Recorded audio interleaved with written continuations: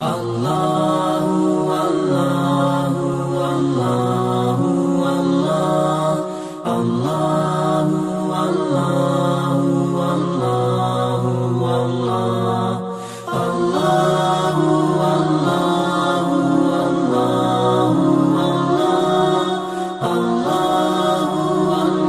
باللہ من الشیطان الرجیم بسم اللہ الرحمن الرحیم السلام علیکم ورحمۃ اللہ وبرکاتہ۔ ناظرین کرام، میں ہوں جاوید الحسن اور آپ دیکھ رہے ہیں صدق پاکستان یعنی STV.PK۔ پچھلی ویڈیو میں ہم نے آپ کے سامنے کچھ الفاظ اور کچھ چیزیں رکھی تھی جن پر ہم نے آپ کو کچھ ہلکی سی نقاشی کر کے پیش کی تھی۔ اس سے پہلے کہ ہم آج کے عنوان کی ابتدا کریں، آپ تمام احباب سے ملتمس ہوں کہ ہمارے چینل کو سبسکرائب کر لیجئے اور ساتھ ہی ساتھ بیل نوٹیفیکیشن کو آل پر سلیکٹ کر لیجئے اور ہماری ویڈیو کو اپنے دوستوں تک ضرور پہنچایا کریں تاکہ سچ اور صداقت کی داستان پوری دنیا میں پھیل جائے۔ مالک کائنات نے قرآن پاک میں یہ ارشاد فرمایا، وَاصْبِرْ نَفْسَكَ مَعَ الَّذِينَ يَدْعُونَ رَبَّهُمْ بِالْغَدَاةِ وَالْعَشِيِّ۔ اپنے آپ کو ان لوگوں کے ساتھ روک کے رکھو جو صبح و شام اپنے رب کو پکارتے ہیں۔ یریدون وجہہ، ایویں نہیں پکارتے کہ روٹی مل جائے، ڈالر مل جائے، پیسے مل جائے۔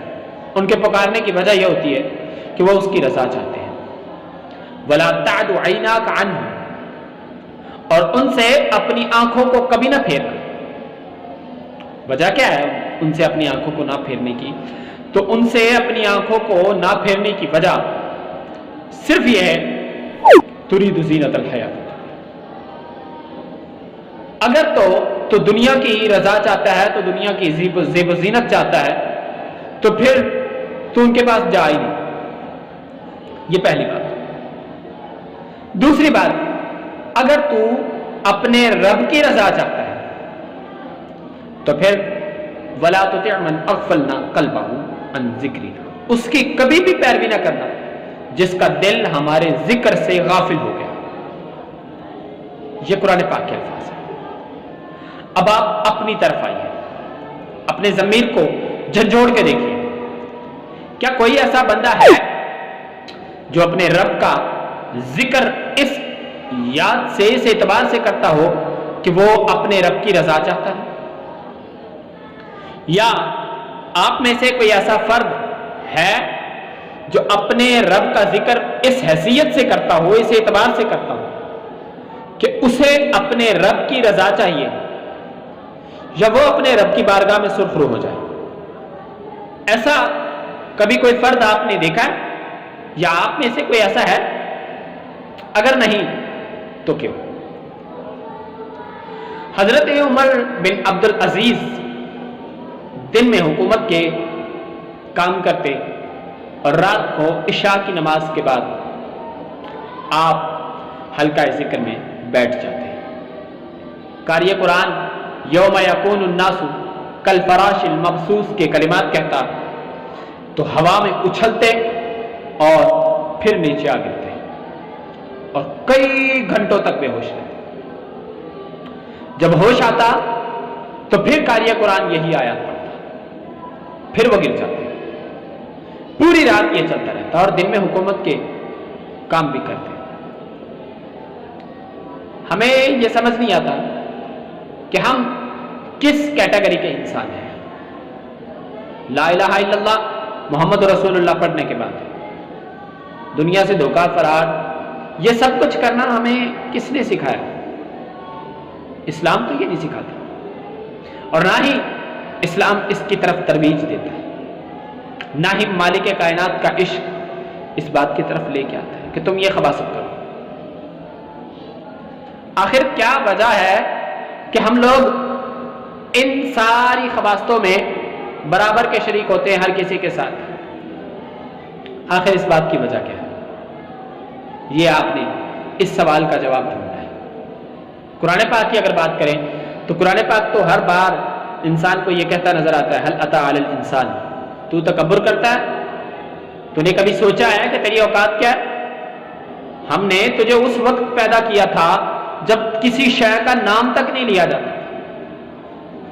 یہ تو تب کی بات ہے نا.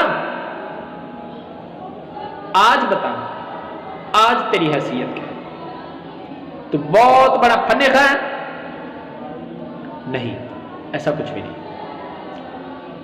آخر کہنا کیا چاہتا ہے مالک کائنات انسان سے, اور انسان کو کیوں بار بار مالک کائنات نے قرآن پاک کی آیات میں زجر و توبیخ کی ہے, یہ ساری باتیں آپ نے دیکھ لی ہے. سو جو مقصد تھا میرا آپ کو سمجھانے کا کہ توحید کیا ہے, میں کہیں نہ کہیں اپنے مقصد میں پورا اتر چکا ہوں. میں نے آپ کو بتا دیا ہے کہ توحید کیا ہے. اب آپ جواب دیں, ہیں آپ نے جواب دینا, میں نے نہیں دینا. اگر حشر میں پوچھا گیا, وہ ایک پاگل آتا تھا, وہ بات کرتا تھا, آپ نے کبھی اس کی بات کو سوچا, سمجھا, پڑھنے کی کوشش کی؟ اگر آپ کی طرف سے نفی کی صورت میں جواب آتا ہے تو جواب دہ آپ ہوں گے, سزا کے مستحق آپ ہوں گے, میں نہیں. میں نے اپنا کام کر دیا. اب آپ دوسری طرف آئیں, جو آپ نے کچھ چیزیں دیکھنی ہیں کہ اولیاء کرام کی بارگاہ سے ہمیں کیا سیکھنے کو ملتا ہے. ولی جب کبھی بھی آپ کسی شیخ کی بیعت کرنے جاتے ہیں تو آپ سے یہ پوچھا جاتا ہے, ہاں بھائی مسلمان ہو, دیٹس اٹ. اگر کہا جائے کہ میں مسلمان ہوں تو پھر وہ توحید و رسالت کا اقرار دوبارہ کرواتے ہیں, اور پھر اس کے بعد آپ کو کچھ چیزیں بتائی جاتی ہیں. اور شیخ کا پہلا سبق یہ ہوتا ہے, شرعی اصولوں کو کبھی نہ چھوڑنا, شرعی اصولوں کو کبھی نہ چھوڑنا, اور خود کو پہچانو کہ تو کیا ہے. تیرا مقام بھی وہ بنے کہ خدا بندے سے خود پوچھے, بتا تیری رضا کیا ہے. یہ تو پیر چڑھتا ہے, لیکن ہم نہیں کرتے. ہم نے صرف پیر صاحب کو نذرانوں کے لیے رکھا ہے. ہم لوگوں نے صرف پیر صاحب کو دیکھنے کے لیے رکھا ہے, جی پیر صاحب آ گئے, بس بات ختم, اٹس فنشڈ. لیکن ایسا نہیں ہے. من یہد اللہ فہو المہتد, جس کو رب ہدایت دے دے وہ تو ہدایت پا گیا. ومن یضلل, جو گمراہ ہو گیا, فلن تجد لہ ولیا مرشدا, پھر وہ کبھی اس کے لیے کوئی ولی نہیں ہوگا جو اسے راہ دکھا سکے, کوئی مرشد نہیں ہوگا. کسی ولی کو اس کا راہ دکھانے والا مرشد نہیں پایا جائے گا. یہ قرآن پاک کا اصول ہے, یہ آپ کو بتایا جا رہا ہے. اصحاب کہف کو بھی دیکھ لیں. سو آج صرف آپ کو کچھ چیزوں کی طرف متوجہ کرنا تھا, ضمیر کو جھنجھوڑنا تھا کہ آپ کا بھی ایک وقت ایسا ہے, یا ایتھا النفس المطمئنہ, اے نفس مطمئن, ارجعی الی ربک راضیۃ مرضیہ, اب تو اپنے رب کی طرف جا راضی ہو کے کہ وہ تجھ سے راضی ہو گیا, تو مقام رضا پہ پہنچ گیا. پھر رب تجھ سے کہے گا فادخلی فی عبادی, اب تو میرے بندوں میں داخل ہو جا, وادخلی جنتی, اب تو میری جنت میں داخل ہو جا. یہ تیرا سٹیٹس ہونا چاہیے نا, یہ تیرا مقام ہو, تو پھر لوگ بھی تیرے قدم چومیں گے. تو کبھی پیسے کی طرف نہیں بھاگے گا, تو کبھی دنیاوی خواہشات کی طرف نہیں بھاگے گا. کیوں؟ کیونکہ اب تیرا نفس تیری روح کے تابع ہو چکا ہے, اور جب نفس روح کے تابع ہو جاتا ہے تو پھر وہ مقام رضا پہ پہنچ جاتا ہے, اور پھر مالک بھی اس سے پوچھ رہا ہوتا ہے, تو میرا بندہ ہے, بتا تو صحیح تیری رضا کیا ہے. یہ مقام بندے کا جب بن جاتا ہے تو پھر وہ ولایت کے مقام کے قریب قریب پہنچ جاتا ہے. پھر لوگ اس کے پاس آتے ہیں, پھر وہ کہتا ہے کل کتوں کو دعا کرواؤں گے تو پھر بارش ہو جائے گی. پھر ایسا ہوتا بھی ہے کہ کتے ہاتھ اٹھاتے ہیں اور بارش بھی ہو جاتی ہے. پھر لوگ اپنی اپنی منزل تک پہنچنے میں جلدی کرتے ہیں. پھر کوئی کہتا ہے کوئی کیوں پوچھے تیری بات رضا, تجھ سے کتے ہزار پھرتے ہیں.